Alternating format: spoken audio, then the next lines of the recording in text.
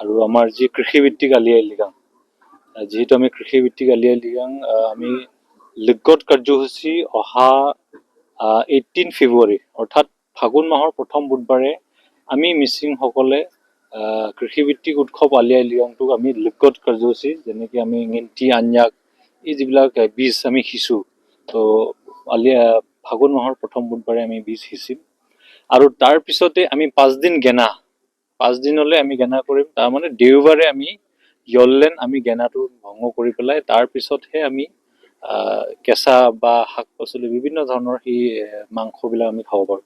কিন্তু প্ৰথমতে আমাৰ এটা নিয়ম আছে যে আমাৰ এটা লিমাং ডয়িং বুলি কয়, যিটো আলি আই লৃগাঙৰ এটা আখ্যান এটা আছে, য'ত আমাৰ বিন্যাত আবাঙৰ পৰা আলি আই লৃগাংটো কেনেকৈ উৎপত্তি হৈছে সেই গোটেই কথাবিলাক আছে।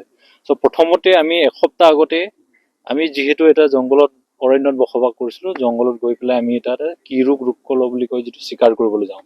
চিকাৰ কৰিবলৈ গৈ তাতে পশু পক্ষী বা এনেকুৱা ধৰণে আমি চিকাৰ কৰি আনি পেলাই তাক আমি আচান মানে দিনচান আদি যে মাংসটোক আমি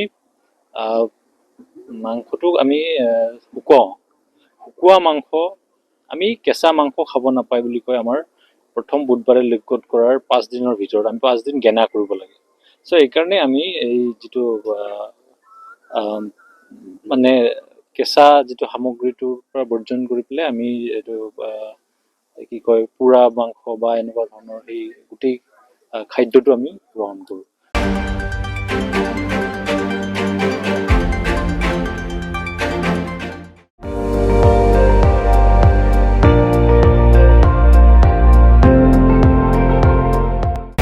আপুনি চাই আছে ND24, সৰ্বশ্ৰেষ্ঠ নহয় সৰ্বোত্তমৰ দৌৰত।